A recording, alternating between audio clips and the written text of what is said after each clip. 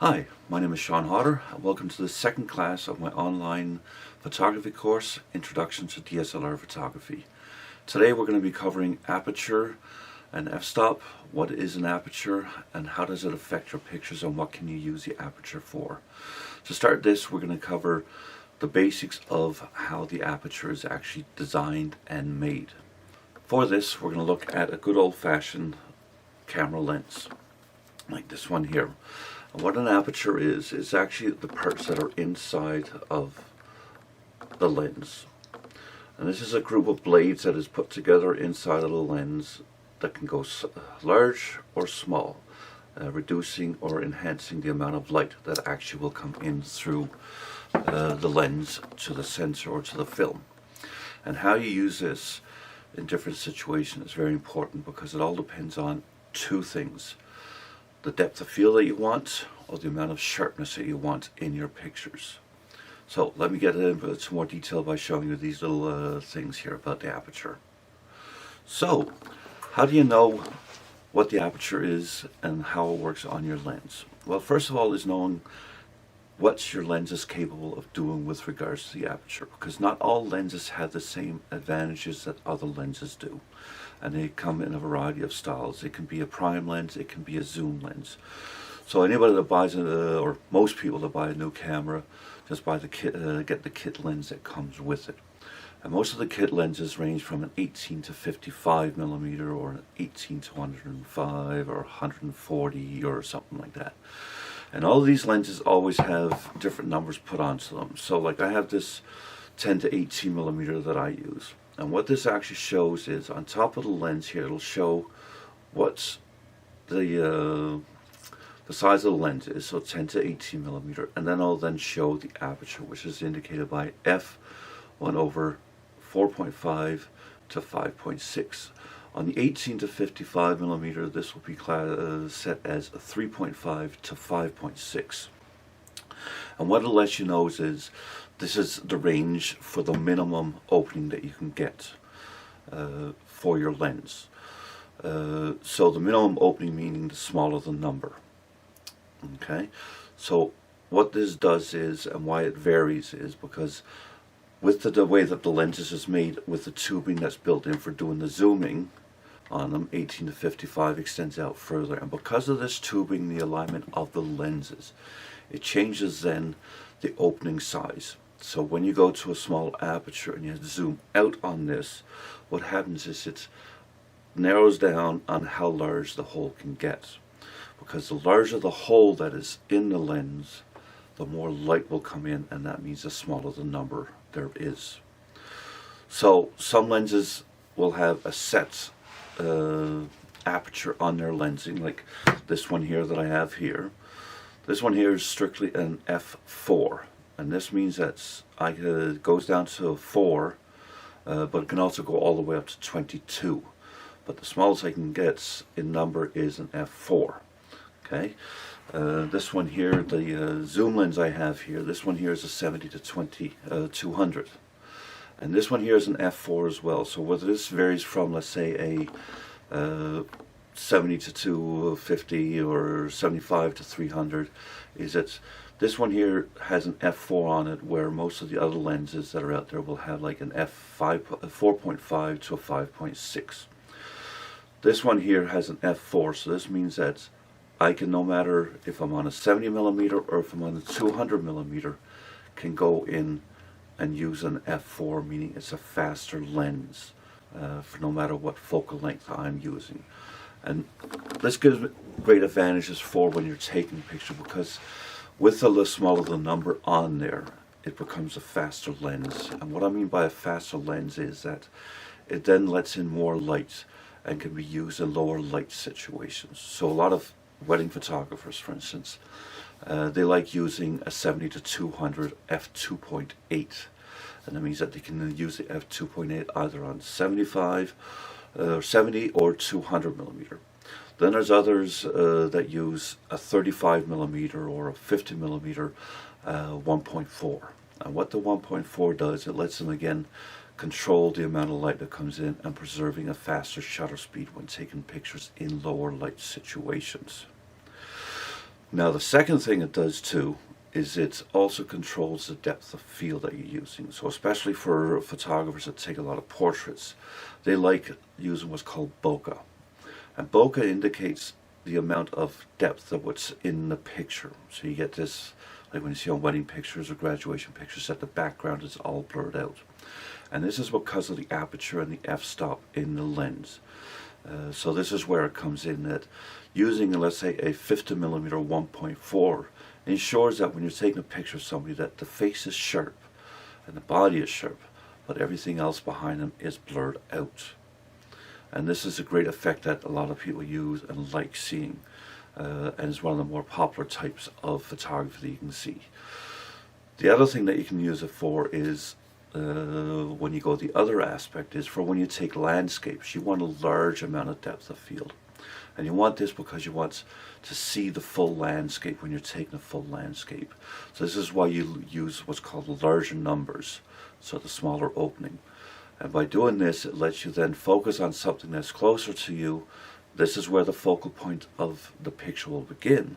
And then it lets you expand that with a higher number. So this is why most landscape photographers use an f/16, because then you can start at one point, so let's say a house over here, but then everything behind them will then become and stay in focus and be sharp in the picture. So this is the difference between the small aperture and the large aperture.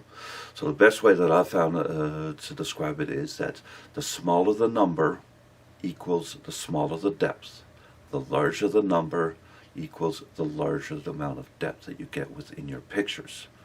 So this is very important to remember. So when you go out to take pictures, or if you're just going to be taking landscapes, well, then you can set your camera on a higher aperture, so like say f/16, f/13, f/11.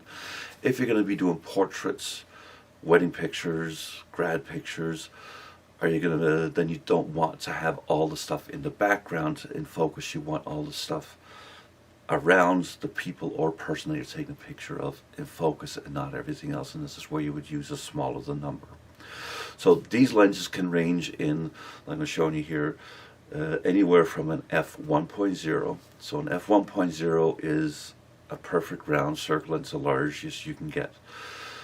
Then you go to an f1.2, and it gets a little bit smaller, but not a whole lot. Then it goes f1.4, f1.8, f2.8, f4, f5.6, 8, 11, 16, 22. So with the larger the number, as you can see, the opening gets smaller on it, while in the smaller the number, the larger the opening is there. So it lets in that more light. So as you can see on this graph that I'm showing you here, is that with the house that I've drawn here, yes, I'm not a very good artist, I don't draw very good, that's why I'm a photographer, but then you have the poles going along, and then you have the house. So if you focus on the front pole and you use an f1.4, let's say, well, what will happen is that the only thing that will become, you'll have about 3 feet of depth within your picture, okay, if you're outdoors. And then when you start increasing your aperture, you will see that more and more of the poles will become visible. And then if you go to an f/16, well, then you can see the house in the end will become at focus as well. Now, when I said for outdoors, yes, there is a difference between indoor and outdoor control of the aperture. And this is strictly because of one thing only: lighting. Lighting has everything to do with the amount of depth you get in your pictures. So the lower amount of light that is in the picture, in the room that you're taking a picture, the lower the depth you will get. Okay, so show you with this picture here. This one was taken on a 50mm f1.8, and all I did was I focused right on the cheekbone right here. And what you'll see is that if you look closely, it is only a small section that is actually in focus, where everything else becomes blurry. And this is because with the limited amount of light, it does that. So really, when you take an f1.4, for instance, and put it into a room, let's say like I'm out taking this video in right now, you will not get a 3-foot depth of field. You might get a 1 centimeter or 2 centimeter depth of field. And that's how much it changes from indoor lighting and lower light situations to outdoors where you have a lot of natural lighting, because the sun, and even if it's cloudy, will give you that larger amount of depth of field. So please remember that. So if you're out taking and you're taking wedding pictures, or if you're especially in churches, a lot of people and a lot of priests do not like you taking pictures with flash in a church. Well, then you have to remember that the depth of field you're going to get in the pictures will be limited. So if you're shooting with a 2.8 on a bride and a groom, the amount of depth you're going to get is going to be limited.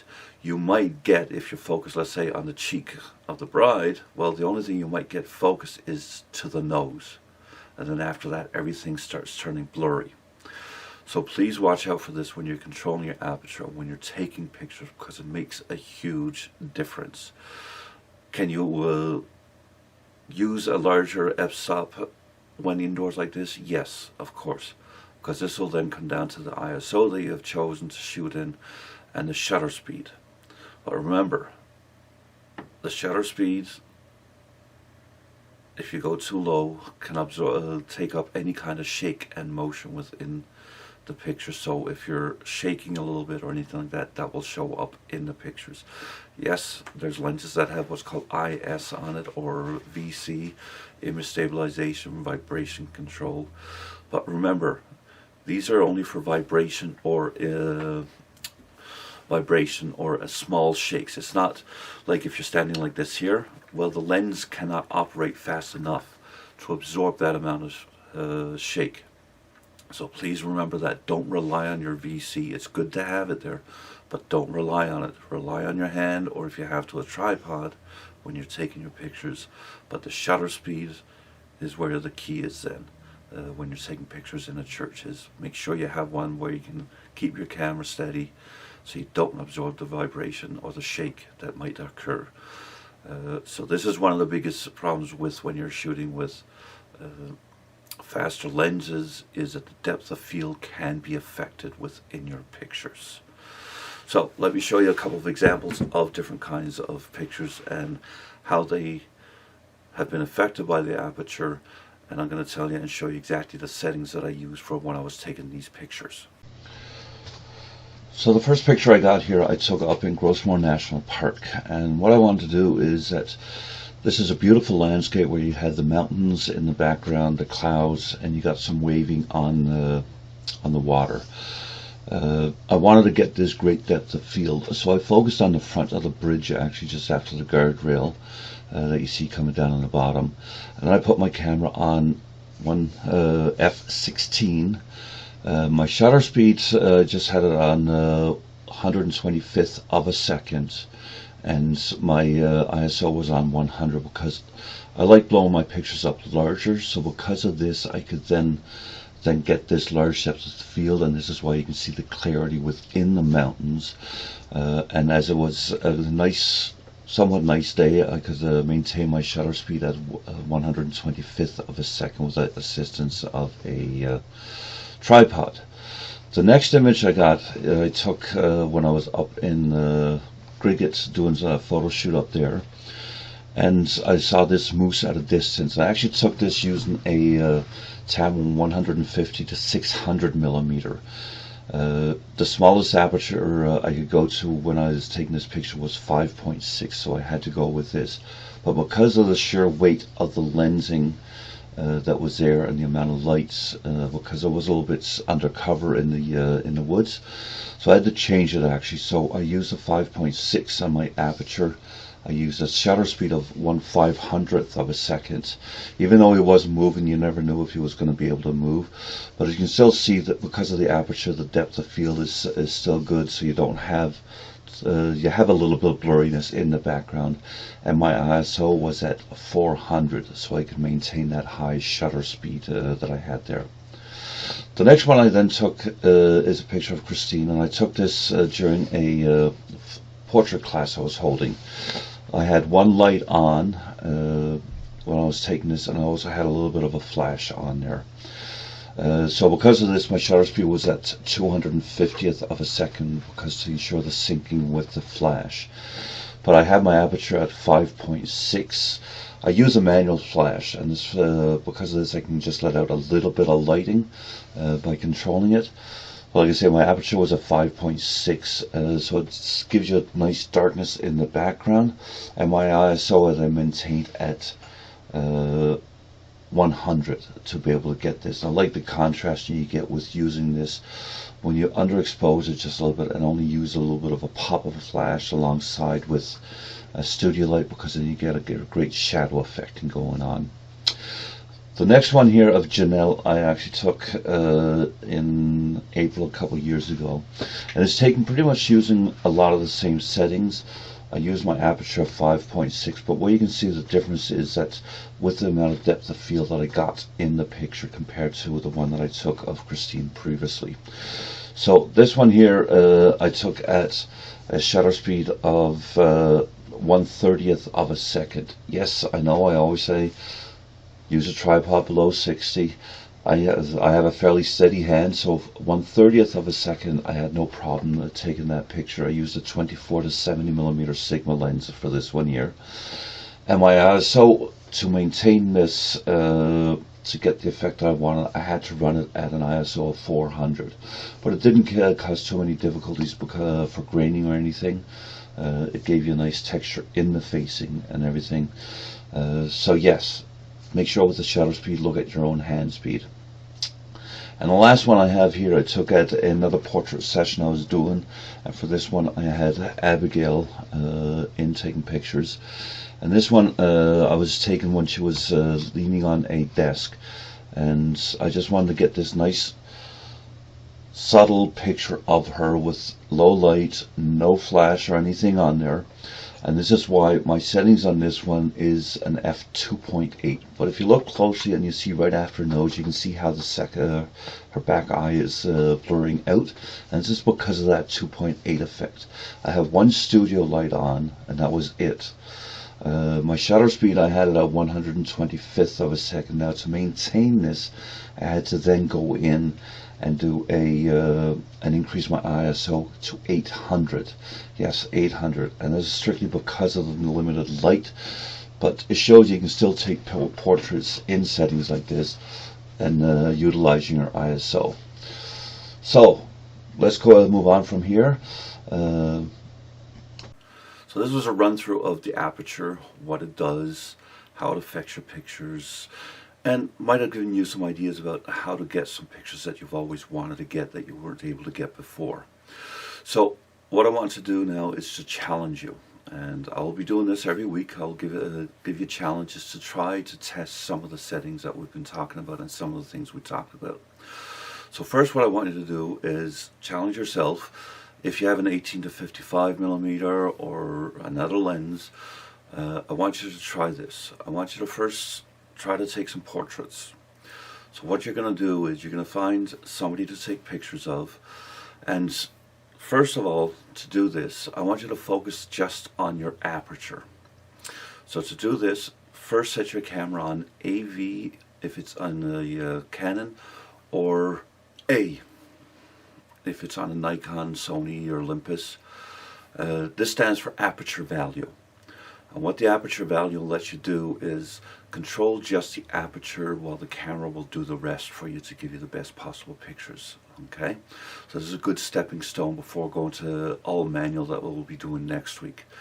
So put your camera on AV or A for aperture value, and then you're going to try doing this. You're going to take somebody, put them in a Chesterfield or a chair in your living room, put your camera on a tripod, and then you're going to take a picture of them at a setting of f3.5, and then you're going to take a second one at f4.5, and then you're going to take a third one at f5.6, and then you're going to do the same thing, but you're going to take them and put them outside on your patio, deck, or wherever, and then you're going to do the same thing. You're going to take a picture of them on f3.5, f4.5, and f5.6.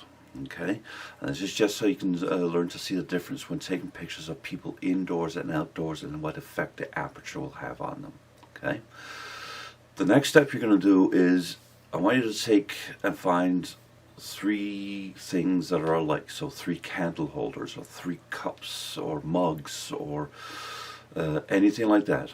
And I want you to put them on a row like right after each other, like this here. Okay? And what you're going to do is that you're going to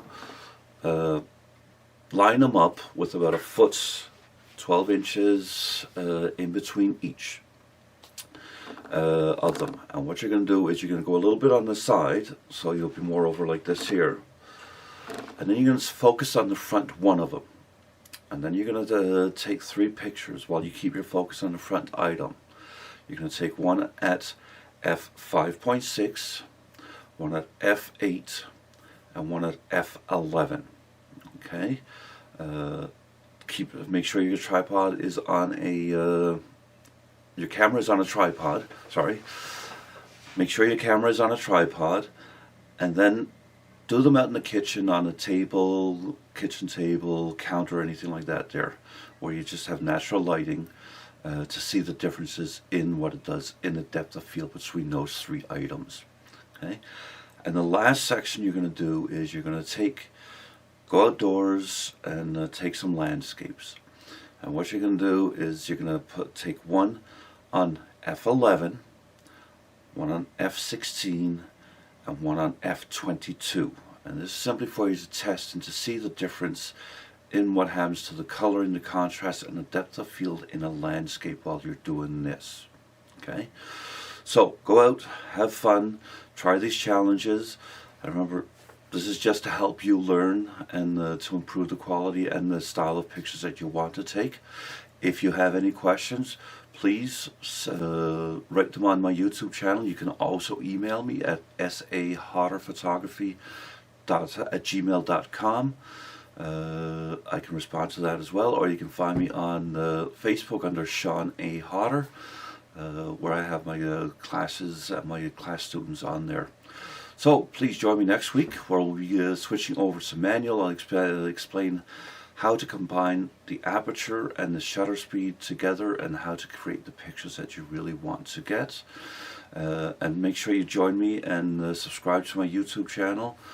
Follow it, and then make sure to click on the little bell right there, because then you can actually get notifications of any time I do any updates to my site. And like I say, visit me on Facebook, Sean A. Hodder, or send me an email on SAHODDERphotography@gmail.com. Have a great day and keep on clicking. Take care.